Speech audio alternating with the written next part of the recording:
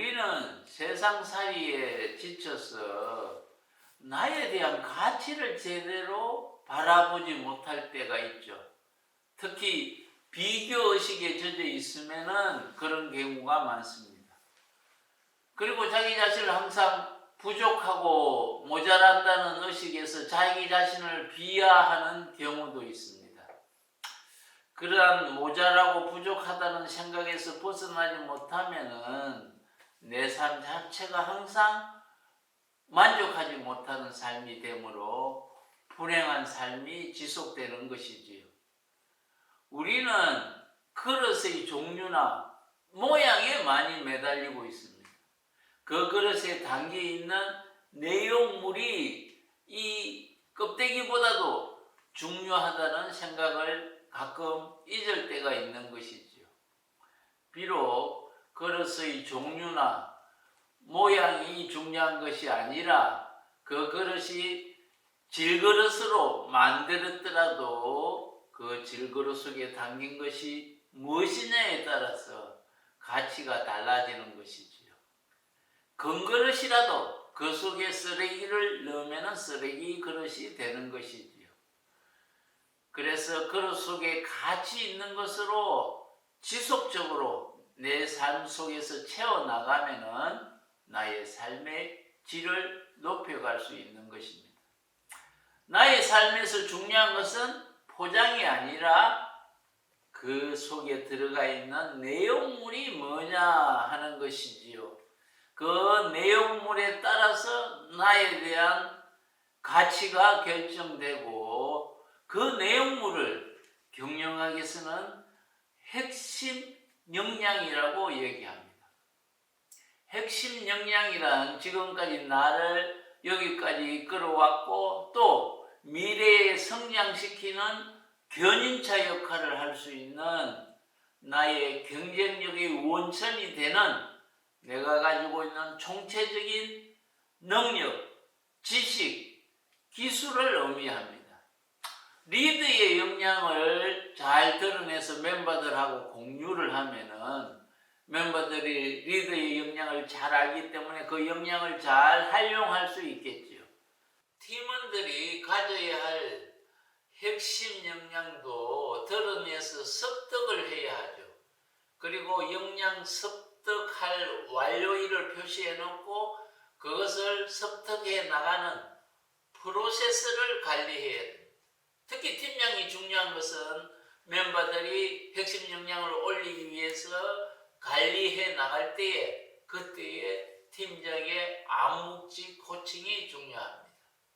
내 봉급이 적다고 불평을 하기 전에 내가 가진 핵심 역량이 인정받는 가치가 있는 것인가 따져보는 것이 먼저 해야 할 일이지요. 나의 몸값 즉 봉급을 높이려면은 우선 내가 가진 핵심 역량을 높여야 되는 것이지요. 그러면 어떻게 하면은 나의 핵심 역량, 나의 가치를 높일 수 있을까요? 첫 번째는 나 자신이 가지고 있는 이 핵심 역량이 무엇인지를 제대로 알아야겠지요. 바람의 파이트라는 별명을 가진 일본 최고의 가라데 고수 누군지 아시죠? 최배달입니다. 최배달은 경기를 할 때 반드시 접근치기로 마무리를 했습니다.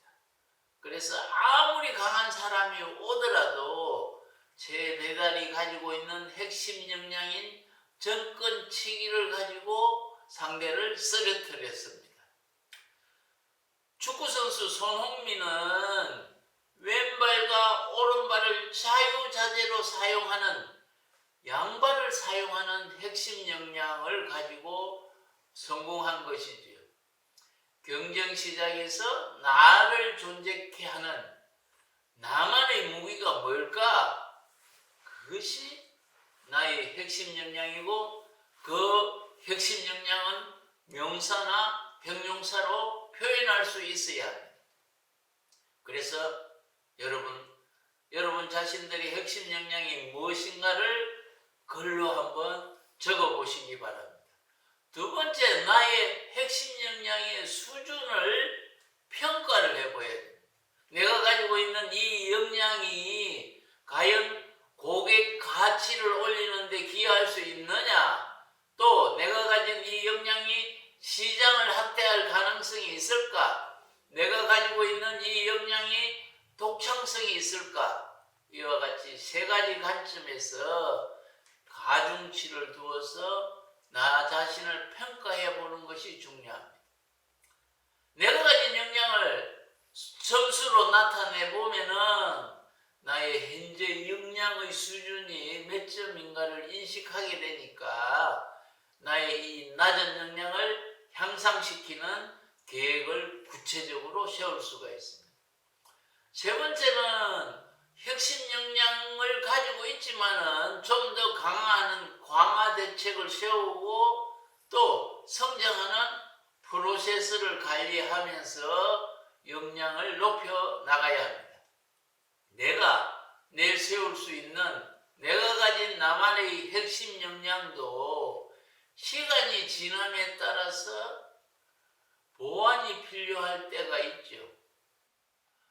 끊임없이 시장 환경을 반영하며 프로세스를 관리해 나가야 나의 역량에 대한 존재 가치를 지속적으로 인정받을 수 있고 또 좋게 평가받을 수 있는 것입니다.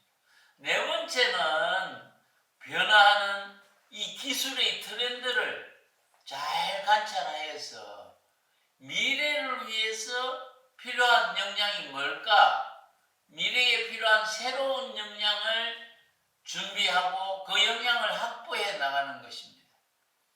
내가 가진 현재의 핵심 역량이 인기를 누리고 있지만은 이것이 영원히 가치를 발휘할 수 없기 때문에 인공지능이나 AI, 로봇 기술, 센서 기술이 발달되면서 쓸모없게 되는 역량이 될 수도 있기 때문입니다. 옛날에는 계산을 암산으로 잘 하는 사람은 격리 담당으로 인정을 잘 받았지만은 이제는 암산하는 것은 쓸모없는 핵심 역량이 되어버렸습니다. 그래서 내가 가진 이 역량이 언제까지 유효할까? 미래에도 계속 인정받는 사람이 될 수 있을 것인가에 대해서 심각하게 한번 고민을 해보고 미래를 향해서 필요한 내가 보완해야 될 새로운 핵심 역량을 개발해 나가기를 바랍니다. 다섯 번째, 업무 스킬을 올리는 역량도 필요하지만은 인문학적 관점에서 필요한 역량도 확보해 나가야 한다는 것입니다. 아무리 자기 자신이 업무 스킬이 뛰어날지라도 인간관계가 원활하지 못하면은 그 역량을 제대로 발휘할 수 없는 것이지요. 따라서 인문학적 관점에서 살펴보면은 리더십, 소통 능력, 공감 능력, 코칭 능력, 그러한 것을 배우고 익혀 나가는 것도 매우 중요한 것입니다. 나의 필요한 핵심 역량에 대한 습득을 포기한다는 것은 내 스스로 설 수 있는데 부족한 역량 때문에 내가 서는 것을 포기하는 것과 같습니다. 현재 부족한 역량을 잘 드러내서 인정하면은 그것을 채우려는 욕심이 생기고 또 두려움이 없어져서 그 핵심 역량을 차근차근 보완해 나갈 수 있기 때문입니다. 나의 부족한 스킬을 외부 탓으로 돌리지 말고 또 나의 부족한 스킬을 방치하고 있는지도 살펴보고 21세기의 미래를 위해 필요한 역량을 끊임없이 새롭게 만들어 가시기를 기대합니다. 이 채널은 코칭하는 방법도 나누고 행복의 길로 이끌기 위해 만든 채널입니다. 지인들에게 공유도 해주시고 함께 행복을 갖고 가도록 합시다. 감사합니다.